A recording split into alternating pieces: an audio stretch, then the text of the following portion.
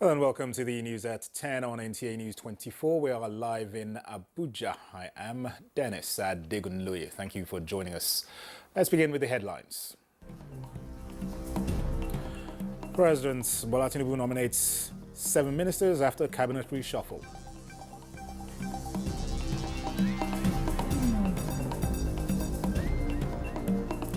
House of Representatives to investigate intermittent collapse of national grid.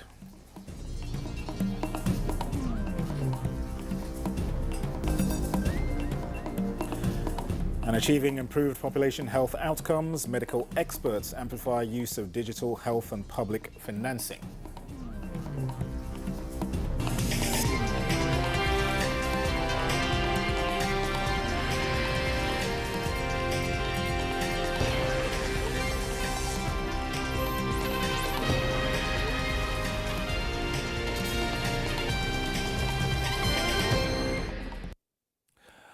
Let's begin at the State House. President Bola Tinubu has relieved 5 ministers of their appointments, with 7 new ones nominated.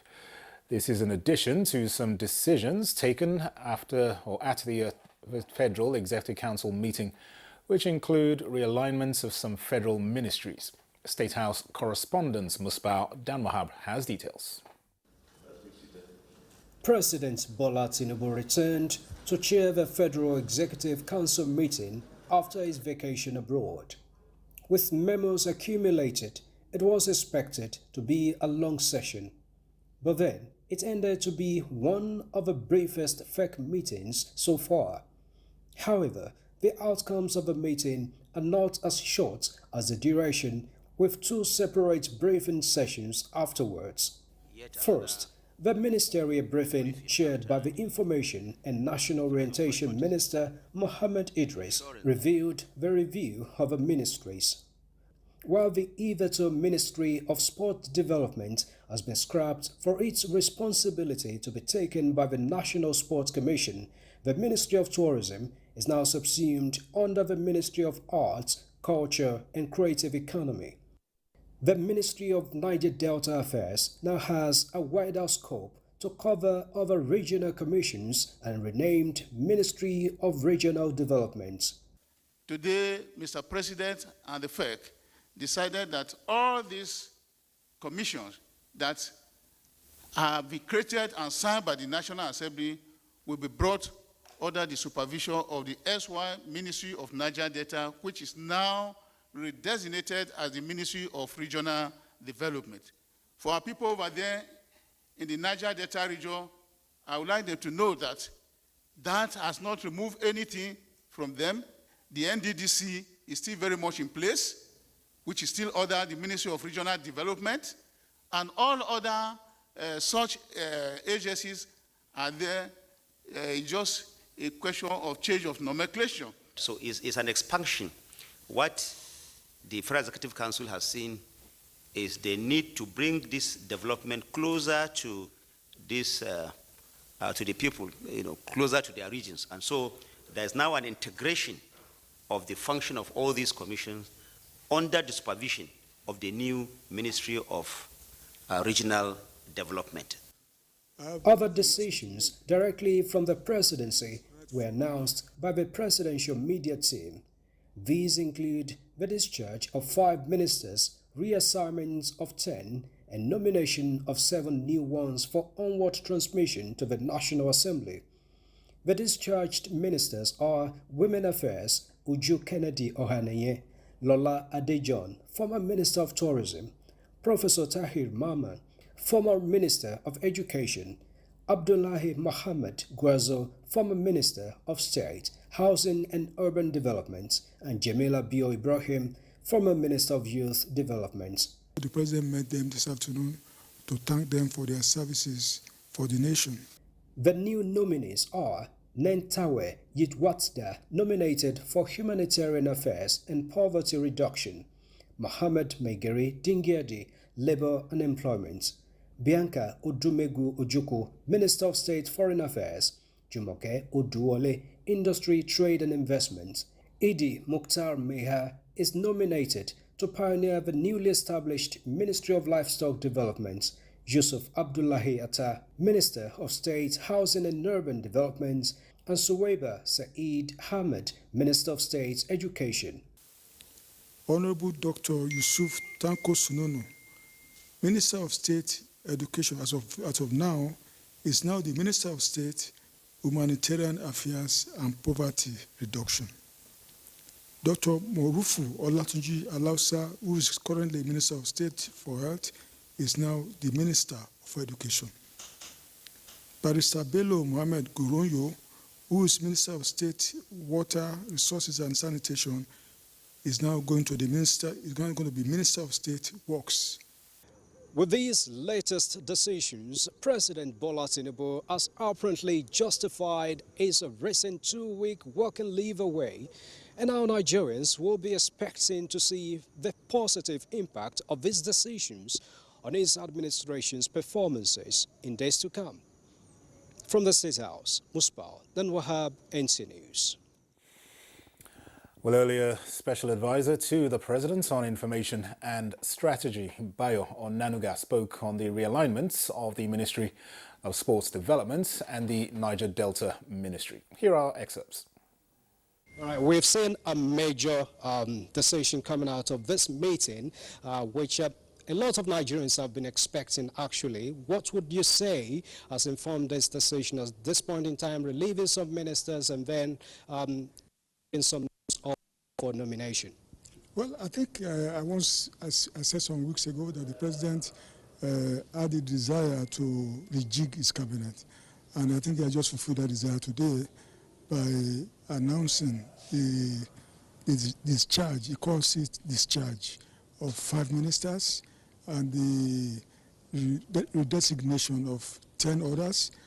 You see, the President always wants to energize his government, to breathe some new life into it, to make the ministers to do the work for which they be appointed to do. And that's why that's responsible for what we saw today, the rejigging of the ministry and the reassigning of some of them, and also bringing in some new blood into the administration. I think last year, October, precisely, the government had a retreat, and I remember at that retreat, the President said the ministers are going to be appraised, not just by him, but by the Nigerian people. So relieving 5 of them of their appointment is the result, is the outcome of the assessment done by the people. Not just the President alone. He didn't just sit down to say, I'm relieving A and B, but the people have been making comments, have been making reports about the activities of each minister. So whatever you found today, whatever happened today, the discharge of the 5 ministers was based on those. It's an empirical thing. Reports, it's online, the assessment done by the people themselves who wanted some changes, and the President has done it. Special Advisor to the President on Information and Strategy, Bayo Onanuga, speaking earlier. We're still at the State House, where a stakeholders consultative forum on livestock reforms is just about getting underway. And State House correspondent, once again, Musbah Damahab, is there to give us an update of what is about to happen there. Hello, Musbah, again. Tell us what's going on there with this expected forum about to commence. It's still the stakeholders consultative workshop on the livestock reforms in Nigeria. This is another stage in the reforms going on in that sector. Remember, when this administration came on board, it promised that it's going to reform this sector to make the best out of it. And the president actually started that process. Set up a presidential committee on the livestock reforms generally, and after that committee, chaired by the former governor of Kano State, Umar Ganduje, concluded its assignment. Another committee, presidential committee on the implementation of the livestock reforms, also came on.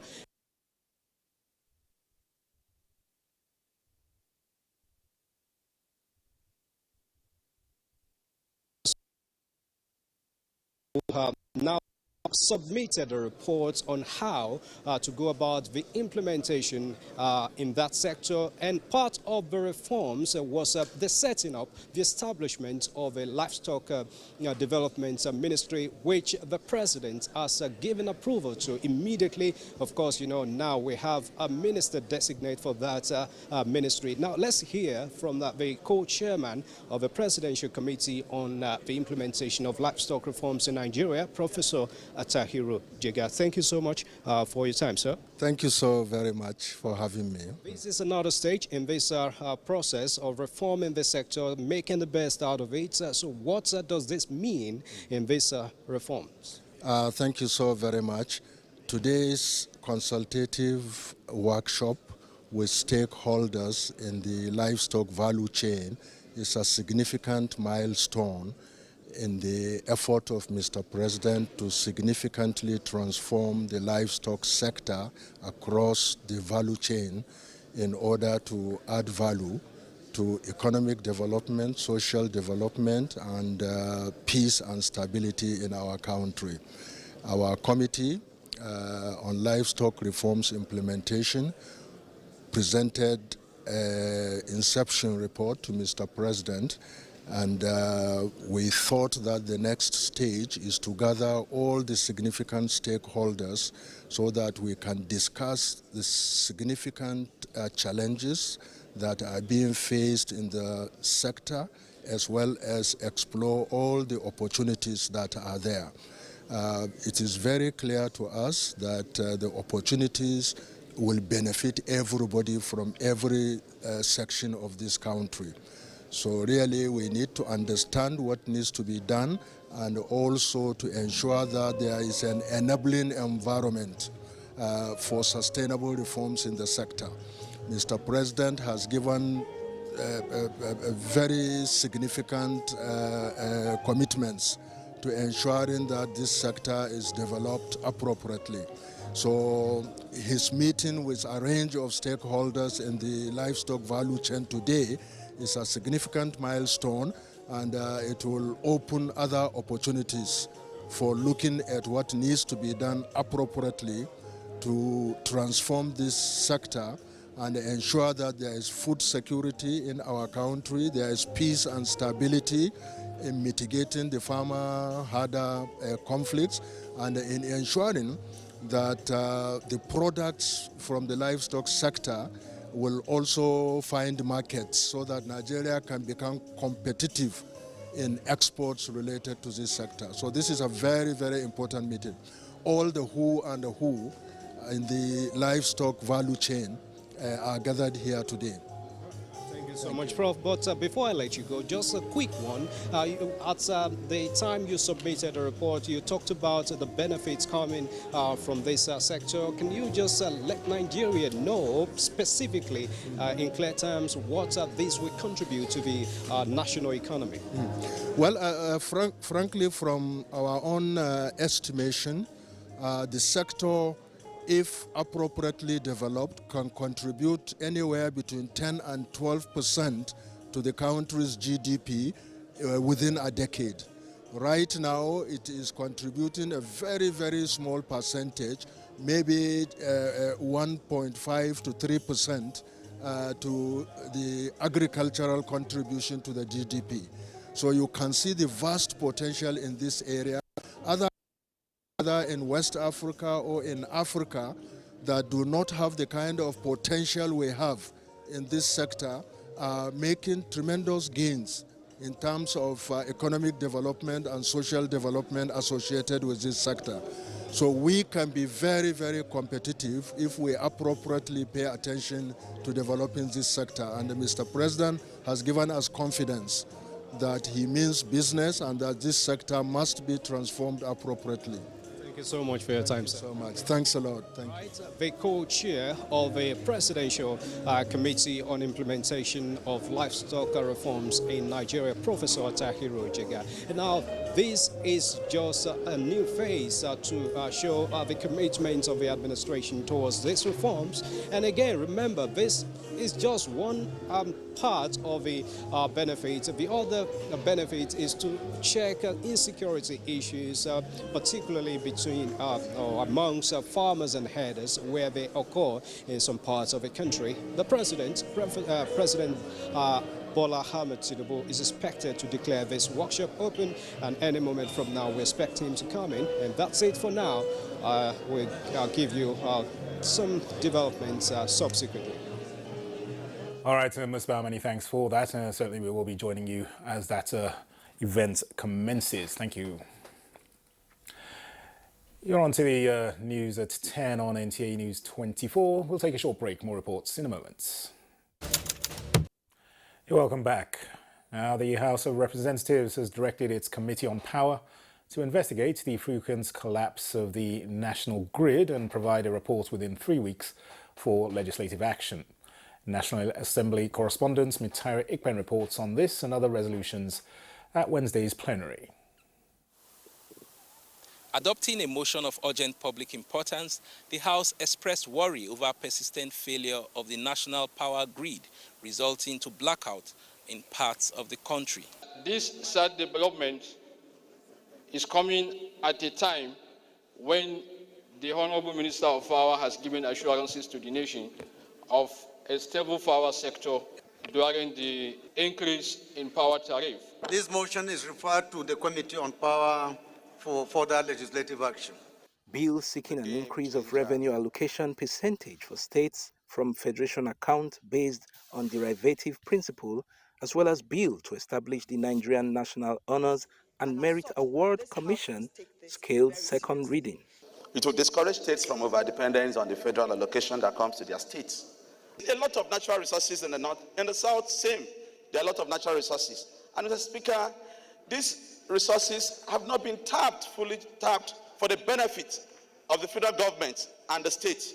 When this law is passed, Mr. Speaker, it will encourage states to go into the full development of these natural resources to the benefit of the state. We hope and pray that there will be more competence in choosing people deserving Nigerians to be given national awards. A bill for an act to provide for establishment of Federal University of Health Science in DAS.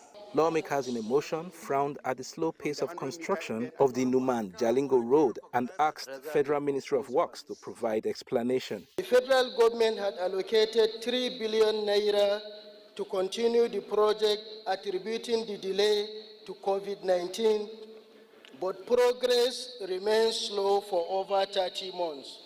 The House adopted a report of its Committee on Health Institutions on a bill for an act to establish Federal Medical Center, Fagge, Kano State, to enable easy access to healthcare services. From the National Assembly, Mitaire Ikpen, NTA News.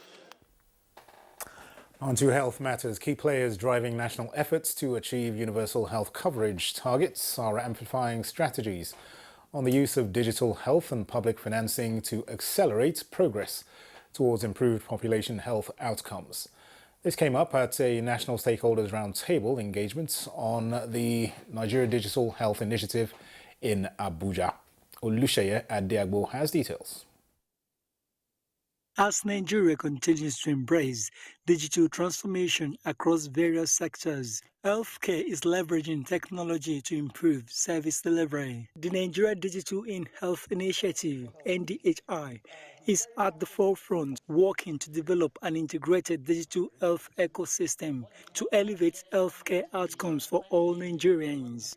The potentials of digital health to support the sector-wide approach and the challenges and opportunities that lie ahead in digitalization of healthcare in Nigeria. From the telemedicines to AI diagnostics and other solutions, these innovations have the potential to ensure that every Nigerian, regardless of their location, can access quality healthcare services. This meeting avails key actors in healthcare, technology, policy and development, a platform to collaborate on shaping the future of digital health in Nigeria.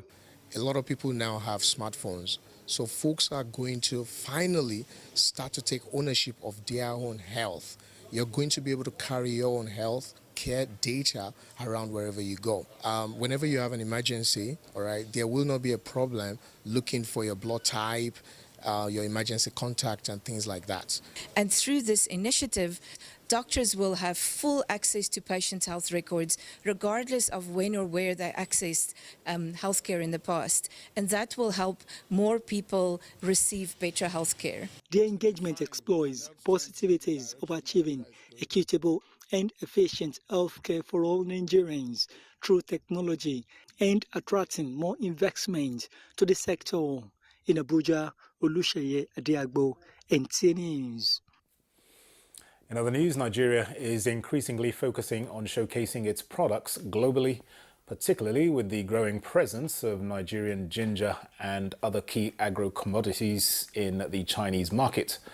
At the 2024 Nigerian Exporters Hub Conference, key players in trade and exports are exploring strategies for global market integration. Alika Okpanachi Arwa has details. The National Bureau of Statistics highlights significant trade deficits of approximately $18 billion between Nigeria and China. The Nigerian Exporters Hub Conference aims to bridge the gap by creating viable channels for increasing Nigerians' agricultural exports, especially in ginger, sesame, cashew, soybeans, and hibiscus. What do you have to export? We will teach you what to export, how to export it, where to export it, and we will give you off-takers. Infrastructure is a challenge, energy is a challenge, a lot of a challenge, even the cost is a challenge.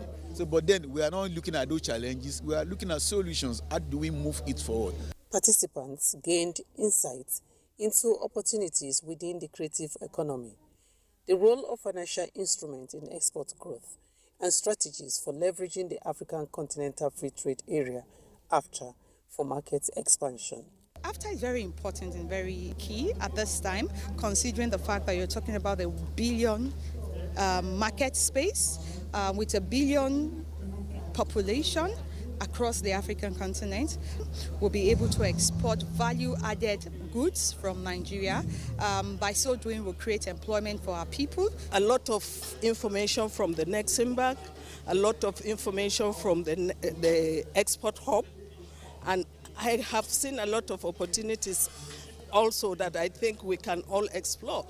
Stakeholders emphasized the importance of diversifying income through export-driven strategies to gain foreign currency towards contributing to national economic stability. We have aggregators in different local government, different areas. I have 72 locations in Nasima, all over the country. So there are people now who are not doing anything. The only job, they also give information that these goods are available in commercial quantities there, and we just buy off them.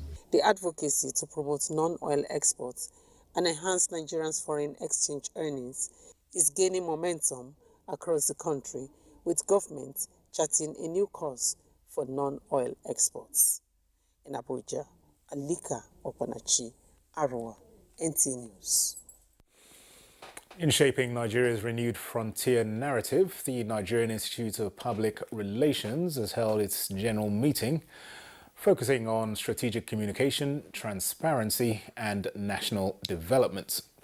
Ibrahim Darhamidu reports on exploring public relations' evolving role in good governance and national progress. Public relations is the bridge that connects reputation and reality, and it's cables that hold tight our transparency as the new credibility in our lives today. The Nigerian Institute of Public Relations, NIPR, recently held its general meeting in Abuja, focusing on proactive public relations communication and strategies.